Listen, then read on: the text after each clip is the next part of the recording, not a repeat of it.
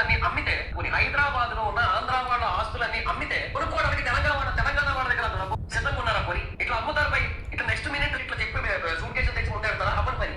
ఆంధ్ర వాళ్ళ మొత్తం స్థలాలు ఆంధ్ర వాళ్ళ ఇల్లు అన్ని కొనుగోలు చేయాలంటే ఇంకో 10 ఏళ్ళు పడుతుంది, ఇంకో 20 ఏళ్ళు పడుతుంది. అది జరగని పని. అది అందుకే చెప్తాను కదా, అసలు ఎందుకే ఎవరు అవ్వలేదు, కొనుగోలు శక్తి ఎవరికి లేదు ఇక్కడ ప్రస్తుతానికి. కొన్ని హైదరాబాద్ లో ఉన్న ఆంధ్ర వాళ్ళ ఆస్తులన్నీ అమ్మితే కొనుక్కోవడానికి తెలంగాణ వాళ్ళ దగ్గర సిద్ధంగా ఉన్నారా పోయి ఇట్లా అమ్ముతారు పై ఇట్లా నెక్స్ట్ మినిట్ చెప్పిన రేట్ ఇట్లా చెప్పి సూట్ కేసు ముందే పెడతారా అవ్వని పని. ఆంధ్ర వాళ్ళ మొత్తం స్థలాలు ఆంధ్ర వాళ్ళ ఇల్లు అన్ని ఇంకో 10 ఏళ్ళు పడుతుంది, ఇంకో 20 ఏళ్ళు పడుతుంది. అది జరగని పని. అది అందుకే చెప్తాను ఎందుకే ఎవరు అవ్వలేదు, కొనుగోలు శక్తి ఎవరికి లేదు ఇక్కడ ప్రస్తుతానికి. డబ్బులు ఉన్నాయని అడుగుతున్నావా?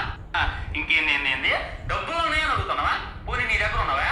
క్యూఆర్ కోడ్ ని అడక్క తినే లక్కూరు గడి అప్పుడు గుద్దలు పెడతాం. క్యూఆర్ కోడ్ దాని ఈ విధంగా కర్ఫీ అనేటటువంటిది పెట్టినా ఇవాళ పని అయిపోయింది. చాలా మంది దానం చెయ్యరు కానీ క్యూఆర్ అది తెలుగులో ఒక సామెత ఉంది, గాలికి పోయే గంపని దేనికి తగిలించుకున్నారంట.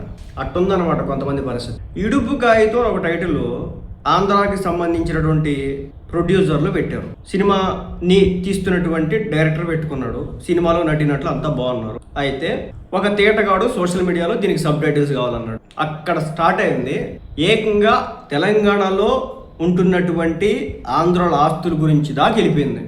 ఏం దరిద్రం ఇది. మేము ఆంధ్ర పౌరుండే, నేను ఓటు కూడా ఇక్కడే ఉంది, పుట్టినగాడు నుంచి ఇక్కడే.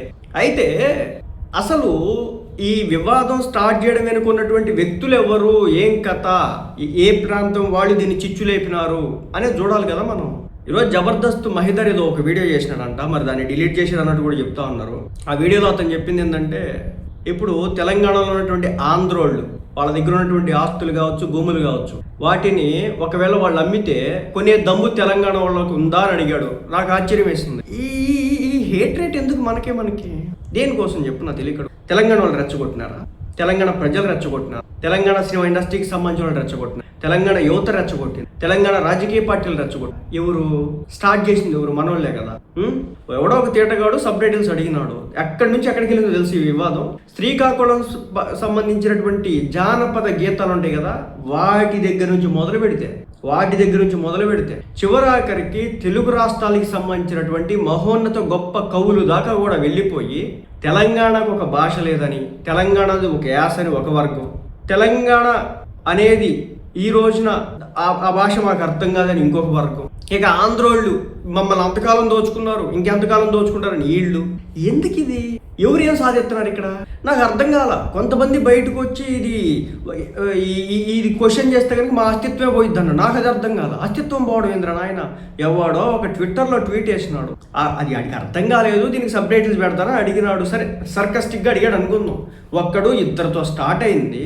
ఈ రోజున ఖాళీగా కూర్చొని పని పాట లేక ట్విట్టర్లో ట్వీట్లు వేసుకుంటే మన ఆంధ్రాకి సంబంధించినటువంటి ఎన్ని సినిమాలు రాలేదు? రాయలసీమ ప్రాంతానికి సంబంధించినటువంటి స్లాంగ్ ఉంది కదా, ఉత్తరాంధ్రకి సంబంధించినటువంటి స్లాంగ్ ఉంది కదా, జిల్లాకు ఒక స్లాంగ్ మారుతూ ఉంటుంది కదా. అలాగే తెలంగాణకి సంబంధించినటువంటి తెలంగాణలో కూడా వివిధ ప్రాంతాల్లో రకరకాల స్లాంగ్లు అటు ఇటు అవుతుంది. మన ఆంధ్రాతో ఏదైతే పక్కన ఉన్నటువంటి జిల్లాలు ఏవైతే ఉన్నాయో అవన్నీ కూడా ఇంచుమించు ఆంధ్ర స్లాంగ్ మాట్లాడుతూ ఉంటారు వాళ్ళు. ఇదేం రోతరా బాబు, పక్క రాష్ట్రంలో చిన్న గొడవను కూడా పెద్ద చేస్తున్నారు. పైపెచ్చు అదేమంటే మా ఆంధ్రుల ఆస్తులు మీరు కొనే దమ్ము ఉందంటున్నారు. దమ్ము ధైర్యాల దాకా ఎందుకు వెళ్తున్నారు? ధైర్యం దాకా ఎందుకు పోతున్నారు? ఒకడంటాడు ఆంధ్ర వాళ్ళు స్కాములు చేస్తారు, ఈ ఫారెన్ కంట్రీస్కి వెళ్ళి అక్కడ కూడా స్కాములు ఎందుకు ఇదంతా మనకి? దేనికోసం? ఎందుకు ఈ కొట్లాట? వాడే పచ్చిబూతులు తిడుతున్నాడు, రావణ్ ఫర్ యూ, నువ్వు నా రాష్ట్రాన్ని అంటావా, నువ్వు క్యూఆర్ కోడ్ పెట్టుకొని అడుక్కున్నోడివి, ఎందుకు ఇదంతా? ఎలా ఉందంటే ఇది చెప్పా కదా, గాలికి పోయేదాన్ని తగిలించుకున్నట్టు ఉంది. ఇక్కడ తప్పు ఒప్పు పక్క నుంచి చూద్దాం. క్వశ్చన్ చేసింది ఒక సినిమా టైటిల్ వచ్చింది. తెలంగాణ నుంచి కొన్ని సినిమాలు వస్తున్నాయి. అదేదో ఫిదా అని వచ్చింది. మనకి తెలుసా ఫిదా నేమేంటో? ఇప్పటికీ నాకు తెలియదు. జాతి రత్నాలు వచ్చింది. రత్నాలు అంటే కనుక ఈ డైమండ్స్, జాతి అంటే కమ్యూనిటీ. అసలు అర్థం తెలుసా మనకు? దానికి తెలియదే మనకి. దాన్ని సర్కస్టిక్ వేలో ఇంకా జాతి రత్నాలంటే ఇలాంటి పనికి మళ్ళీ ఏ పంచాయతీలు చేసే పిల్ల మొత్తం కూడా చిల్లర కాళ్ళెక్కే ఉంటుంది కదా సినిమా అంతా కూడా. అంటే జాతి రత్నాలంటే బేసిక్ ఎలా? దాన్ని విడదీస్తే అసలు అర్థమే లేదు దానికి. జాతి అంటే కమ్యూనిటీ, రత్నాలంటే కనుక ఏదైతే రాళ్ళు ఉంటే అవి. సో కొన్ని టైటిల్స్ వచ్చినప్పుడు వాళ్ళ దగ్గర తిరుగుతున్నటువంటి మాటలను బట్టి ఏదో టైటిల్ వచ్చినప్పుడు మనకు అర్థం కాకపోతే ఇది అర్థం కాలేదు ఏందయ్యా అని చెప్పేసి అడగడం ఒక లెక్క. సర్కస్టిక్ వేలో కామెంట్ చేసినారు, అయిపోయింది. వాళ్ళు దానికి రియాక్ట్ అయినారు, అయిపోయింది. దాంట్లో ఎక్కడ దాకా పోయిందంటే ఇది ట్విట్టర్లో స్టార్ట్ అయింది, ఫేస్బుక్ వచ్చింది, ఫేస్బుక్ నుంచి ఇన్స్టాకి వెళ్ళింది, ఇన్స్టా నుంచి యూట్యూబ్కి వెళ్ళింది, యూట్యూబ్ దగ్గర నుంచి రాజకీయాలకు వెళ్ళిపోయింది. రాజకీయాలు ఈరోజు కల్వకుంట్ల కవిత బయటకు వచ్చి ఇడుపు కాగితాల అదేదో ఏం కాగితాలు అంటే వెళ్ళి పవన్ కళ్యాణ్ అడగమంటుంది. అసలు దీనికి పవన్ కళ్యాణ్కి ఏం సంబంధం? ఏం సంబంధం? పవన్ కళ్యాణ్కి ఈ పదంతో ఏం సంబంధం? కల్వకుంట్ల కవిత ఎందుకు టార్గెట్ చేసింది అంటే బేసిక్గా కొంతమంది కాసుకుని కూర్చున్నారు. ఇంకా వింత ఏంటంటే దీనికోసం ఒక రౌండ్ టేబుల్ సమావేశం. అదేమంటే ఒక ఇంగ్లీష్ ప్రొఫెసర్ అమ్మంట, తెలంగాణకి సంబంధించినటువంటి, అసలుకి ఆంధ్రాకి తెలుగు భాష ఆంధ్రాది కాదంటుంది ఆమె.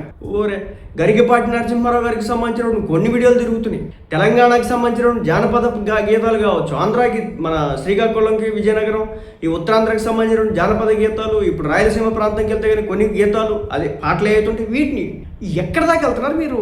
జిల్లాకు ఒక యాస మారిద్రా దిక్కుమాలిన వాళ్ళారా అని మనం చెప్పాల్సింది పోయి సోషల్ మీడియా ఇన్ఫ్లుయెన్సర్స్ 10 మందికి మొహం తెలిసిన వాళ్ళుగా కొట్టుకొని తిట్టుకొని సావకూడదురా. ఎవడో ఒక పనికిమాలినోడు ఒక ట్వీట్ వేసినాడు, దాంతో అక్కడితో వదిలేయాలి. అది పెద్ద విషయమా?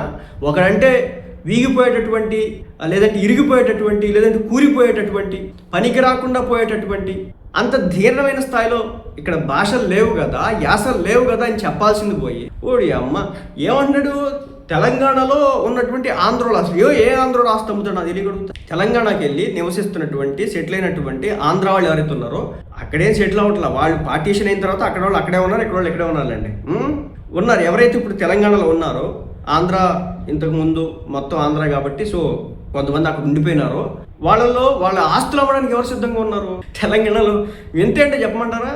తెలంగాణలో ఆంధ్రలో వచ్చి పని చేస్తుంటే వాళ్ళని వీళ్ళు టార్గెట్ చేస్తూ ఉంటారు. కర్రీ పాయింట్లు అంటూ ఉంటారు, లేదంటే కనుక చిన్న చితక వర్కర్స్ అంటూ ఉంటారు, క్యాబ్ డ్రైవర్లు అంటూ ఉంటారు, ఆటో వాళ్ళు అంటూ ఉంటారు. సో ఆంధ్ర వాళ్ళు ఇక్కడికి వచ్చి ఇలాంటి పనులు చేసుకుంటూ ఉన్నారు అన్నారు. లేదంటే కనుక సాఫ్ట్వేర్ ఇండస్ట్రీలో ఆంధ్ర వాళ్ళే మా తిన్నంతా తింటున్నారు అంటున్నారు. లేదంటే మాకు రావాల్సిన జాబ్లో సాఫ్ట్వేర్ ఇండస్ట్రీలో కూడా మీరు రిజర్వేషన్ అడుగుతున్నాడు. నాకు ఆశ్చర్యం వేసింది, ఎక్కడరా ఎవడరా ఇలాంటి లాజిక్లు తీసుకొస్తున్నాడని. ఎక్కడ స్టార్ట్ అయింది, యాడికి పోతా ఉంది. అదేమంటే ఈ మహిదర్ మొత్తానికైతే వీడియో డిలీట్ చేసినాడంట. ఈ రావణ్ బాయ్ వచ్చేసి గట్టిగా వేసుకున్నాడు. ఇట్టుందన్నమాట సంగతి. అంటే ఇంత ఖాళీగా ఉన్నారు మన వాళ్ళు. అలాగే ఎవడో ఒక కామెంట్ చేస్తే మా భాష యొక్క ఏదైతే అస్తిత్వం ఏదైతే ఉందో అది ఇరిగిపోద్ది, కూలిపోద్ది అంటున్నారు. అది వింత. ఒకడు ఏదో పనికి మళ్ళీ కామెంట్ చేస్తే భాష అస్తిత్వం ఎలా కూలుతుంది? ఎటు పోతుందిరా బాబు సమాజం? అర్థం కానటువంటి పరిస్థితి.